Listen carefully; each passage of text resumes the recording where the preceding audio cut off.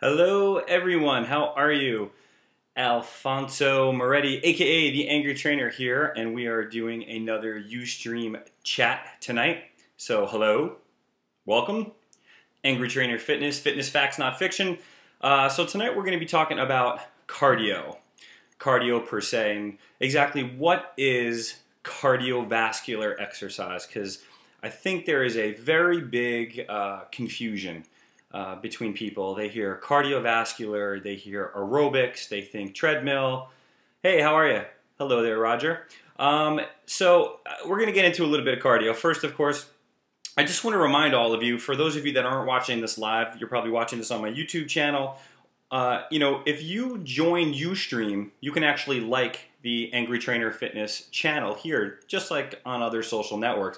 And the cool thing about doing that is that it's going to send you notifications and let you know what chats are coming up and when. And it'll just be much easier for you to follow. So you can either watch this live via the Ustream as you are right now, or you can watch it on the actual Angry Trainer Fitness website and just click right on the link, because every time I do a chat, I do a little introductory post. So you can watch it there. So I highly recommend everybody join Ustream. It just makes this whole process easier. Plus, it'll keep you in the loop on what my next chat is going to be and when. So let's talk about cardiovascular. What exactly is the cardiovascular system? I'm not going to get too technical with this because at the end of the day, really what we all want to know is, how do we lose body fat, right? That's what we're after. But I think it's important to have just a little bit of a grasp on what exactly it is. We're basically talking about the cardiovascular system, and there's really two main systems within it. One is the heart, that obviously pumps blood to the lungs for it to become oxygenated back to the heart again. That's the small circulatory system basically that happens there. But then you also have the other system where the heart then takes that oxygenated blood and will send it throughout the body, to working muscles. That's really what we're looking at here. We're looking at, how do we make that more efficient? How do we get that blood pumping better? How do we make it more efficient? How do we utilize the available oxygen and basically give our muscles the working oxygen and the nutrients it needs to keep us fueled during our workouts? That's what we're talking about. But no one cares about that, right? Who cares about that? Does anyone who's listening to me right now really care about how much blood there is in their body? Do you care that there's probably 5 liters of blood in your body and that it probably travels 60,000 miles per day? It's kind of an interesting fact when you think about it. No, that's not what we're after. What we're after is, how do we burn body fat? You've got some fat on your thighs, you have some on your stomach, you have someplace else, and you want to get rid of it. And you're confused because you've heard these, 60% of your body fat, you burn more, 60% of your maximum heart rate and you'll burn more body fat. At the higher heart rate, you're going to end up burning muscle tissue. Bodybuilders don't want to do cardio because they're actually going to burn off all that hard-earned muscle tissue. None of that's really true. The thing is that you need to distinguish between aerobics and the cardiovascular system. Aerobics means using air. So the training your cardiovascular system can be done aerobically and anaerobically. They're two different things. Aerobics means that we're utilizing oxygen. We're breathing it in, we're oxygenating the blood, and we're supplying it to the muscle tissue. So most people typically are going to think of your treadmill, they're going to think of your bicycle, jumping jacks, jumping rope. And this is huge with me, huge, is weight training is cardiovascular. Remember what I said in the beginning. Cardiovascular system is the heart pumping the oxygenated blood to the working muscle tissues. Well, what are you doing when you're lifting weights? You're using muscle tissue. What do you think is supplying the oxygen to that muscle tissue? The cardiovascular system. So weight training is cardiovascular. And in fact, some of the people with the most trained cardiovascular systems are actually heavy weightlifting people. I have a question here. It says, I am 47 and I was so surprised that my max heart rate should only be 155. Do I have to follow that precisely? I think 155 is not too much. I've got to be honest with you. I'm not big on following rates and scales. In the same way that I don't think many people, here's the analogy I'm going to give you. I don't think that many people should be training for maximum bench presses. If you're a professional athlete and it's going to make the difference between you winning the Tour de France and not winning the Tour de France, then I think specific heart rate training is key for you. But I don't think that you should be concentrated on the 150. I think you should get on the treadmill, get on the bike, whatever you're going to do. And I'm going to talk about this a little bit more on the different types of training. And I think you should just go through different forms of training. Get out of breath, get in breath, and use a rate of perceived exertion. I'm not a big fan of numbers. And lastly, let me just add to that, in that the more trained an individual you become, the less accurate that maximum heart rate number is, by the way. So those are all just guidelines. Okay, so let me get back to what I was saying. So weight training is cardiovascular. And the interesting thing is that years ago, I had done no training whatsoever, and a client of mine asked me to run 8 miles. And I ran 8 miles, I think it was in an hour and 30 minutes or 31 minutes, and I hadn't run in years. All I had done was weight train. And that just goes to show you that my cardiovascular system was still good. It was still benefiting from the weight training. I have another question. Treadmill or open road, which is better for you? Is there a difference? You've heard conflicting reports. You know, it's interesting. When I put people on the treadmill, I don't turn it on. The treadmill is off. We do no power treadmill sprints. We push the treadmill, we turn sideways, we laterally drive off of the treadmill. You know, it cracks me up actually, because people always say, oh, I ran on the treadmill at 12 miles an hour, to which my response is, no, you didn't. The belt spun beneath your feet at 12 miles an hour, and you kind of just picked them up and ran, kind of like a gerbil. Treadmills are beneficial. I'm not going to knock them. They definitely have a place in training. But given the option of running on a treadmill or open road, I would say absolutely open road. As long as your knees can handle it, as long as you know how to properly strike, as long as your foot placement is good, your gait is good. The benefit to a treadmill, obviously, is they have a little bit of a flex deck in them, so it takes a little bit of the shock absorption out of it. And you know what? Treadmills aren't just for your feet. One of my Sears Fit Studio co-board advisors, Steve Feaster, does some incredible hand plank positions, walking on the treadmill on your hand, sideways, lunges, all sorts of crazy stuff. So treadmills aren't just for your feet anymore. So I'm going to say go with the open road. So here's what we want to talk about. What's the difference between cardiovascular exercise for fat loss versus cardiovascular exercise for fitness? Well, cardiovascular exercise for fat loss is really, it's like a different animal almost, because you want to keep your heart rate at a lower heart rate. And this is something I always struggled with, I have to be honest with you, but the more research I read, it does seem, at least through the different studies, the various studies, that it is true. You will burn a greater percentage of body fat at a lower heart rate. And fat will come off you a little bit faster at the lower heart rate, at least in my experience. I'm only going to tell you what I've heard. If you Google what I'm about to tell you, you're going to hear 10, 20, 30 different people with different advice and different opinions. I'm going to tell you in my own personal experience, because I've done it both ways. At the lower heart rate, if you were to get on a treadmill or get on a bike, and let's say you just pedaled around and kind of took it very moderate for 60% of your heart rate, 65% of your heart rate, where you're kind of like out of breath, but nothing too crazy, nothing over 120 beats, 130 beats. In my experience, my body loses body fat faster at that level. Now, the problem that arises with that type of training is that that's not really training the fitness of the cardiovascular system. In other words, once you get to a point, for those of you who run, you know, in the beginning you kind of feel like you're a little tight, you don't really get warmed up, and then 5 minutes into the run, all of a sudden you kind of feel like you're in your zone, that magic zone you're talking about. But once you get into that zone, you're burning calories, but you're not really training the cardiovascular system in terms of greater fitness, because you're not challenging it. It's already at a point where it's comfortable. So you're kind of like, think about cruising down the highway at 60 miles an hour. There's really no demand placed on the car. But if you need to speed up, you have to mash your pedal down. That's going to require the car to use more gas, more oxygen to get the car to go faster. It's the same way your body operates. If you're kind of running at this even keel, you know, your body's comfortable. It's comfortable in that zone. But then if you start to sprint, now all of a sudden your body has to be able to quickly supply more oxygen, utilize it, different energy systems to get you going. That's where your fitness comes in. And the other interesting point to that is that you also have, it's called VO2 max, which is basically your body's ability to use the available oxygen and how efficient your body is at using that oxygen. You can't really train the VO2 max or your body's efficiency with oxygen utilization at the lower heart rate levels. you have to go up into the higher heart rate levels. You have to go almost near what's called an anaerobic threshold, where you're really, really challenging yourself. It's almost a max effort. That's where you're going to improve your true fitness. Another question, does the VersaClimber at the gym do anything? Never quite figured out what it does.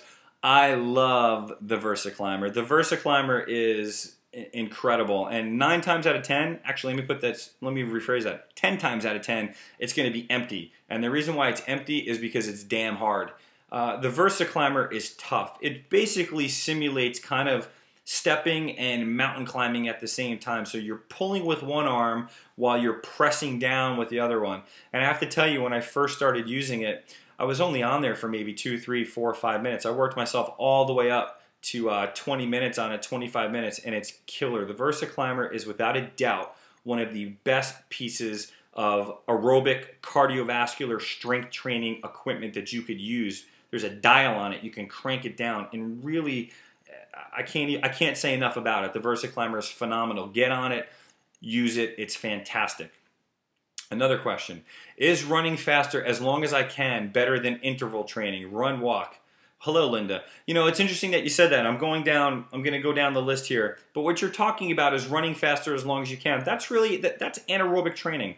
That is training to increase your fitness level. But you can't really say that it's better than interval training. Really, at the lower heart rate, you're going to have better utilization of fat and carbohydrates for fuel. Your body, it learns at that lower heart rate how to use the body fat, how to use carbohydrates to propel itself. As you go higher up in the heart rate, you get better VO2 max, utilization of oxygen, the ability to use that oxygen during the maximal effort. So the effort that you're talking about, Linda, that running as fast as you can, that's where your body's really going to have to learn how to use that available oxygen, because you're going to run fast, but you're not going to run long. So your body really needs to be able to flip that switch and say, okay, we have to do this. Let's get some oxygen going.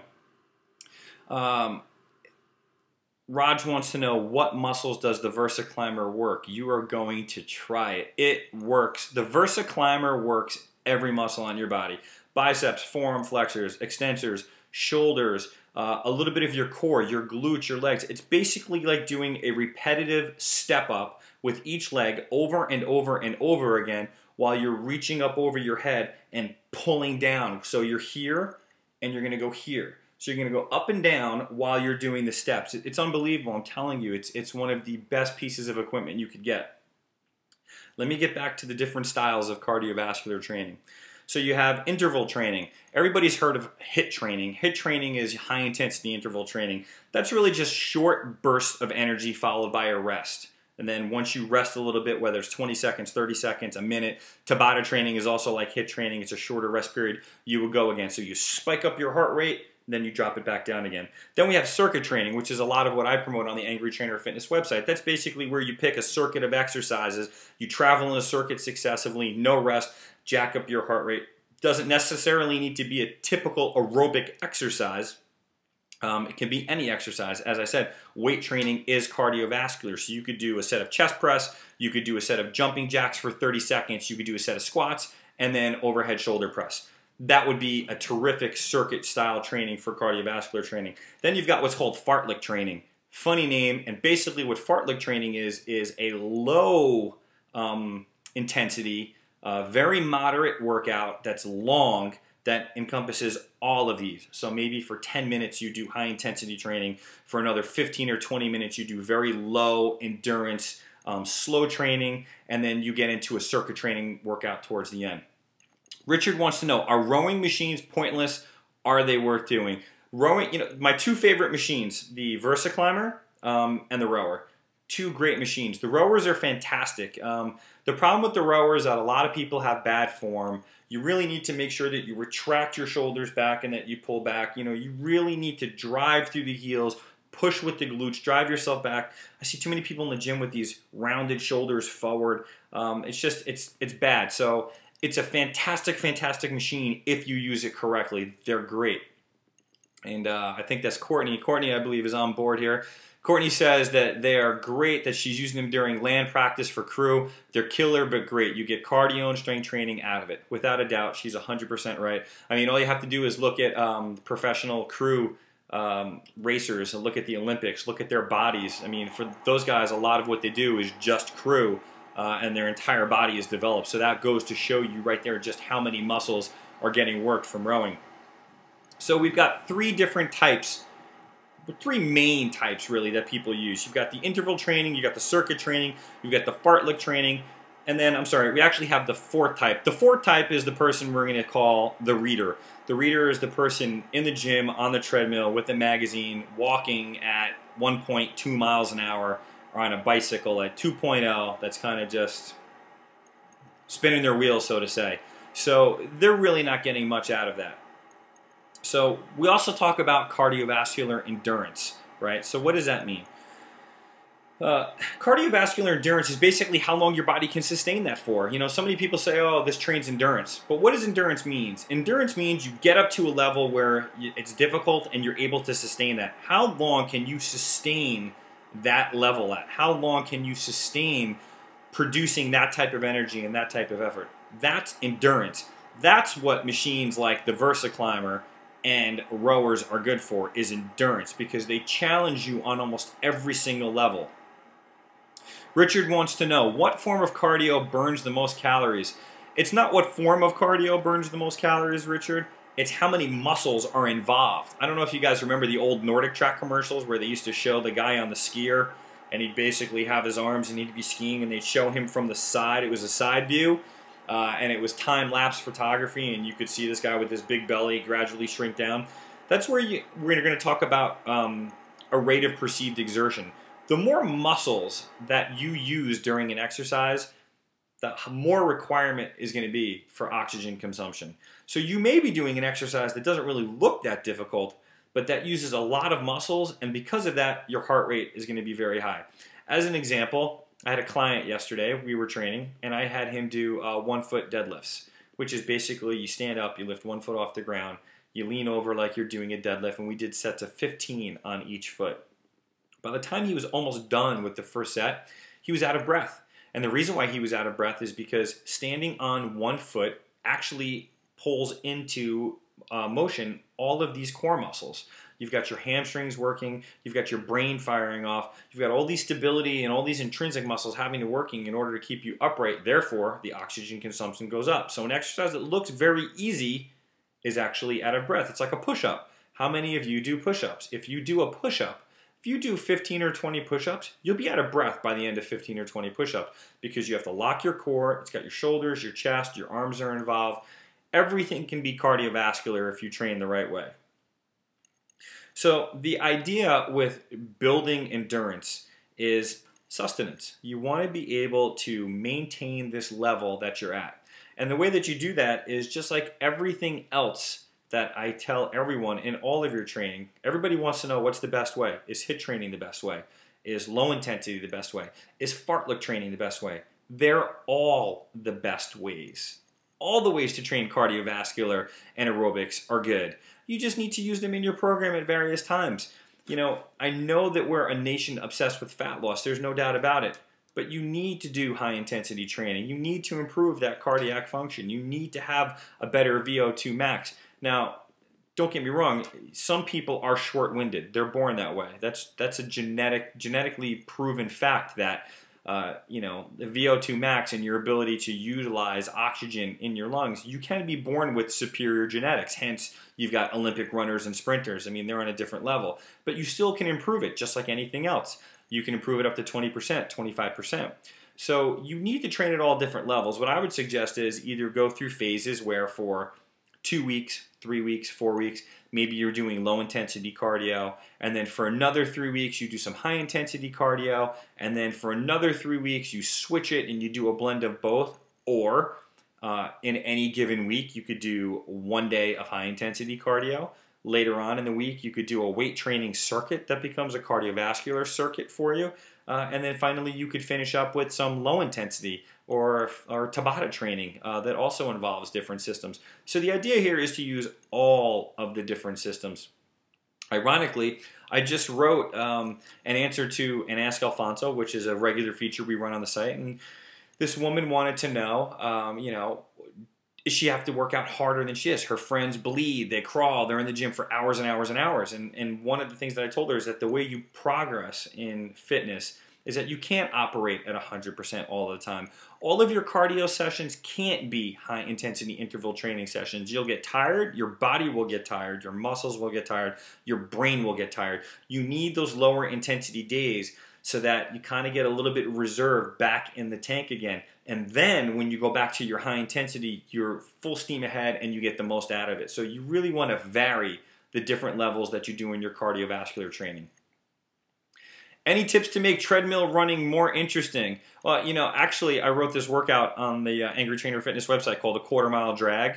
And basically what it was is, if I remember correctly, it was 8 different exercises. And every quarter mile, you'd run a quarter mile at a pretty good clip. Wherever you felt comfortable, quarter mile. Every quarter mile, you jump off the treadmill, you do an exercise. It might have been body squats, it could have been T-squares, maybe it was push-ups. I think it was 15 or 20 of them. You jump back up on the treadmill, you run another quarter mile. You do that for 2 miles straight. So you get 8 exercises in, you run 2 miles, and it trains the whole body at the same time. If you're just on the treadmill, there's nothing better than treadmill sprints. I love doing 10, 15 second treadmill sprints, super high intensity, and then bring it back down to where it's slower. Maybe you're walking 20, 25 seconds, 30 seconds, and then just jam it back up again, amp it up, and run 15, 20 seconds again. It really makes the time go fast. You're out of breath, you're thinking about the next sprint you have coming up, and it really makes the time go very, very fast. But there are some other things too. You can skip on a treadmill, you can turn sideways on a treadmill. I mean, I'm telling you that you don't have to just move forward and backward on a treadmill. There's so much more you can do. So, you know, the other thing that I have to touch upon, which is really funny, this is ironic to me, is when people say that they have lactic acid buildup. How many of you have heard that? How many of you have heard people say, "I've got lactic acid buildup"? Unless you're an Olympic sprinter or you're running for your life away from your house that's on fire, you don't have lactic acid buildup. Lactic acid buildup is an actual spillover. I didn't talk about this yet. Let's talk about this for a second. So there's two systems. The aerobic system, which we all know, with the word air in it, meaning we're utilizing air, and then there's anaerobic. Anaerobic is utilized for almost all-out max efforts. If I told you right now you had to run as fast as you could for a minute, probably all of you wouldn't even make it a minute. You'd probably make it 30 seconds, 35 seconds, and then your body would just shut down.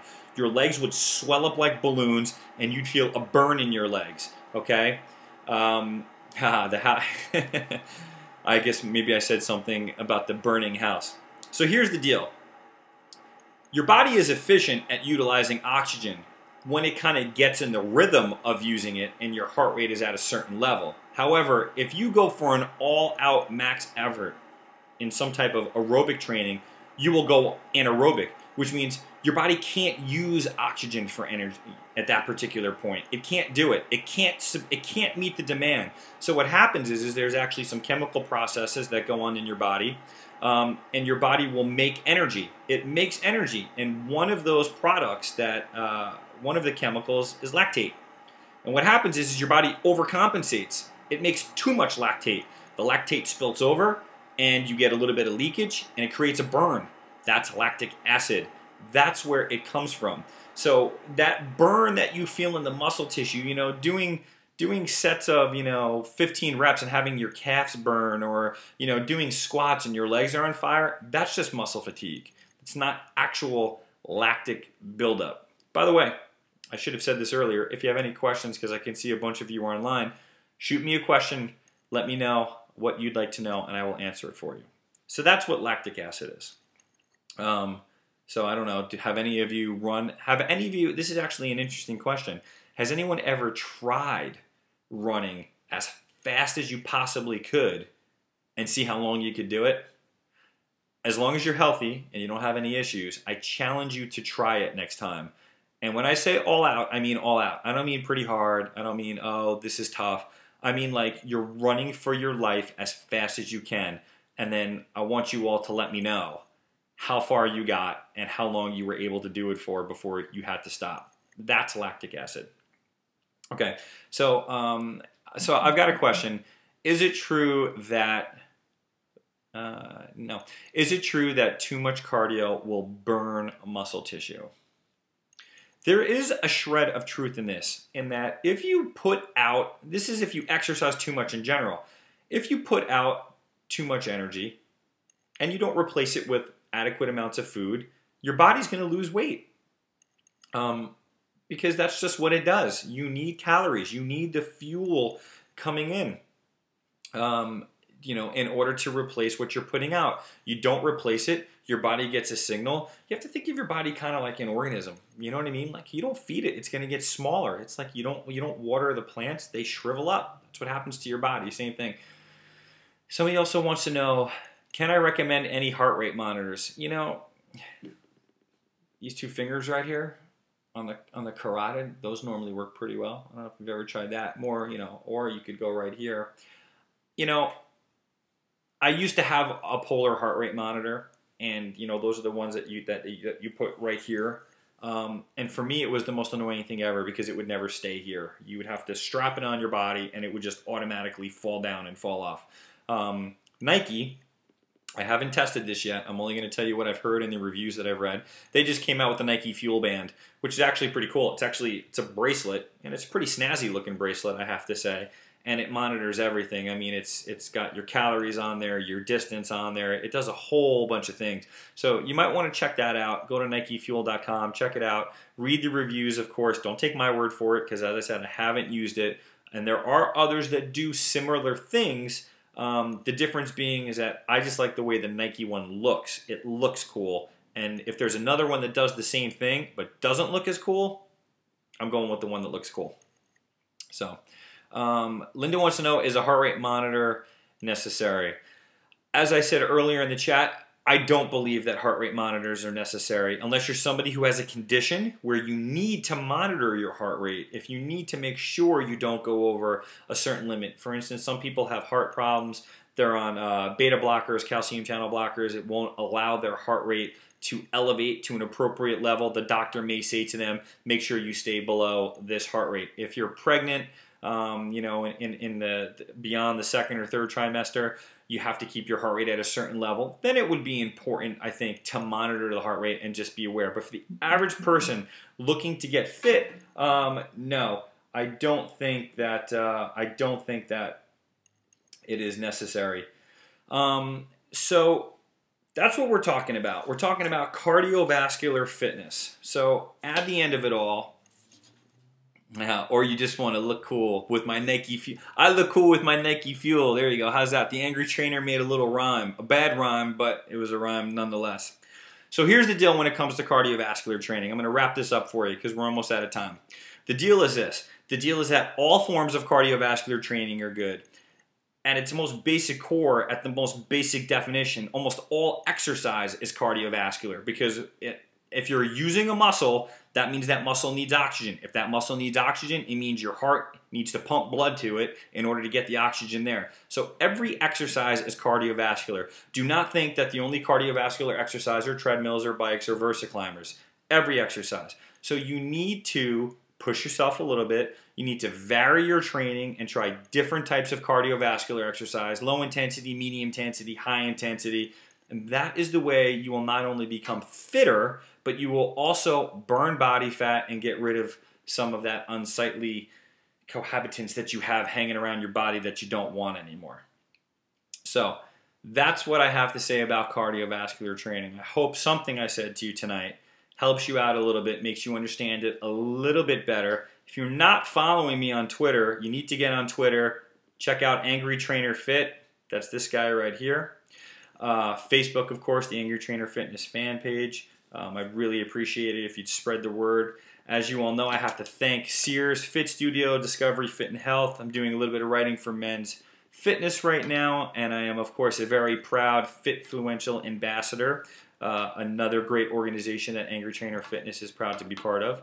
And that's all I've got for tonight. So tune in next week. Join Ustream so you get updates, regular updates. This way you can know. No, Courtney, I am not on LA Ink tonight. I am on Ink Masters in exactly 30 minutes on Spike TV. I'll throw a little plug out there. So for all of you that aren't watching this live, you might want to Google and go back and watch it. Spike TV, Ink Masters, and you'll finally get the explanation on where this big fancy tattoo came from that I have on my arm. You'll get to see it. You'll get to see it live. So that's it. I hope you all have a wonderful night. Next Tuesday, 9 o'clock, another chat.